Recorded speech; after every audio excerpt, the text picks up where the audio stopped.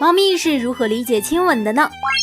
在喵界，亲吻并不是一个表达亲密的行为，而是一种迷惑行为。喵界的亲密行为是舔。如果两只猫咪非常的熟悉，并且关系很亲密，它们就会互相舔舐，来代表它们俩之间的亲密感情。如果你亲吻你家猫咪的话，它会认为你有毛病，不会认为你的爱意，还会残忍的将你推开。如果实在想跟你家的猫表达爱意，可以考虑帮它舔舔毛。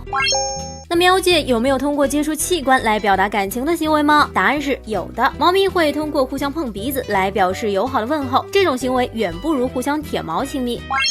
猫咪是如何跟人类表达爱意的呢？猫咪会通过用脸蹭你表达爱意，它在用脸蹭你时，会在你身上留下自己的气味标记，气味标记越多，代表你的地位越高。当然，你也可以蹭回去来解锁喵星人的朋友这一称号。